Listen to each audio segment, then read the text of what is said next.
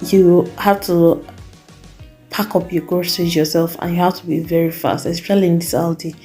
The way they always do, they always behave like robots. You have to be very, very fast as they are, checking your things out. Alright, so once I'm at the till, all I have to do is get out all of the groceries and line them up on the conveyor belt, and then make sure that I have put one of the demarcating bars. It's like one of these metal bars. I have to put it behind all of my groceries to demarcate the end of where all of my own groceries are, and then that's just to say that okay, this is where my groceries end, and then I have to move with the grocery and be ready for the sharp checkouts. It's usually very fast. I wonder how it will be when I do like full monthly shopping.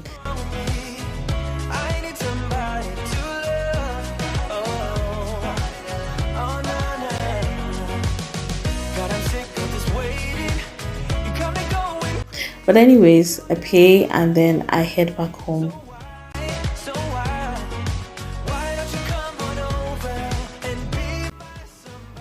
The wind was not so much. Actually, at this point, it had even stopped being windy.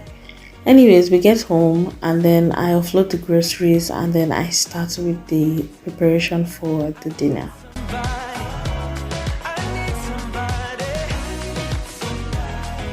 Now just imagine, I bought bread, I bought 2 packs of spinach, I bought milk and I bought eggs, and I still did not spend up to £5.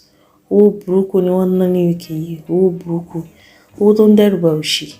As in, I don't understand. I spent like £5 for this whole lot. It continues to amaze me how affordable food gets in this country. Anyway, this is the the full extent of the grocery, and that is the exact amount we spent, £5.09. Alright, so I go ahead and I begin to wash the spinach and get it ready to blanch, because I don't know, vegetable as sweet as it is, you can't always have enough, or you can't buy enough, because as soon as you put it inside hot water, forget it will shrink. Anyway, I had this chicken in the fridge from a previous grocery that I made, and that is what we're going to be using for tonight's dinner. I'm also going to be saving another portion of it for marinating, because I'm going to be putting that in the fridge to marinate for the next day. Anyway, I washed the chicken very, very well and tried to take out all of the skin, and then I proceed to make it dinner.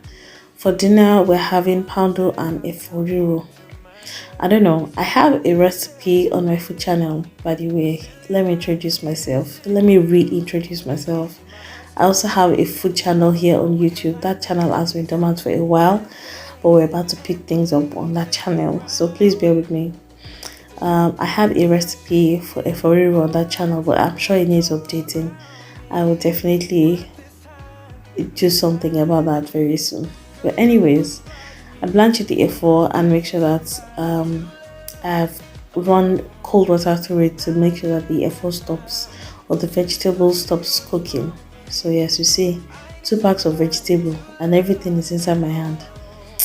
Very frustrating thing. But anyway, check out this new method of shredding the vegetable. This is the Oroju method. This is the sharp method. Anything that works for you.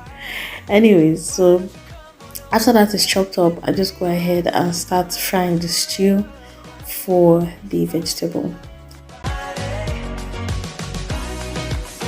So I'm starting with iru and some onions, and then I'm just going to go ahead and just add pepper, whatnot.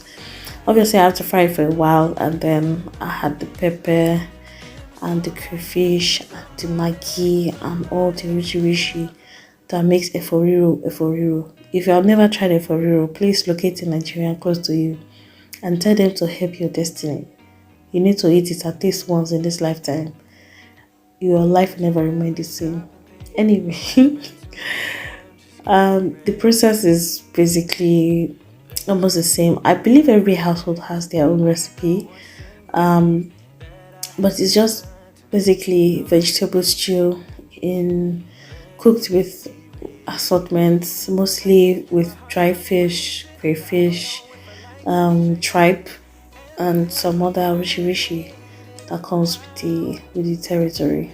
Anyway, I'm going ahead a step ahead to use some boiling water to prepare for my poundo yam, and then I'm just adding fresh chicken to the sauce and adding some water so that the chicken can have time to cook and also infuse the stew with its own broth. So I'm just going to leave that for a while to cook, and then we go ahead with all other things. And by other things, I mean this dried bitter leaf that has already been dried. This was given to me by my mom when we went to Nigeria. And then we're going to add the shredded vegetable leaves that we blanched earlier. I've also gone ahead to make the poundo yam off camera. It's just like normal. And then I'm just going to give it the final stir, and then it will be time to serve our dinner and plate it up. You know it's about to go down when you see your mom or you see somebody standing over a pot and doing the correct pokong so that the starch and the gluten in the poundo or in the swallow can come out very well. Hi, this food. Now this kind of food they feed this kind of weather. In this kind of cold weather, you'll be eating this kind of hot food. I really enjoyed myself with this one.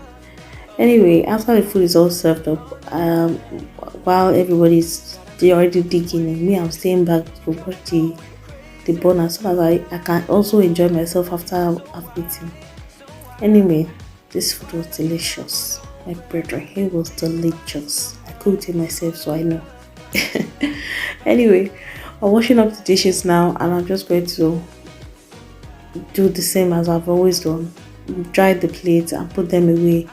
Make sure that the kitchen is clean and ready for tomorrow morning, because there's something better than having a clean and clear kitchen for the next day. Anyway, once that is done, I clean up, and then we're going to season the rest of the chicken that we saved earlier. I'm just going to be doing a normal marinade of dry pepper. I'm also doing thyme, curry, and salt, bouillon, seasoning cube, and I'm also going to be adding some fresh rosemary towards the end. And this one just gives it an extra flavor, just gives it a very subtle, earthy kind of, seasoning. I love this herb. It's very subtle, it's not very pungent like all these herbs that can overpower your dish. And then I'm just going to add a little oil to just blend everything together and make sure that everything combines well. Once that is all mixed up, I'm just going to cover it with tin foil and just put it in the fridge and let it work its magic till I'm ready to grill this chicken.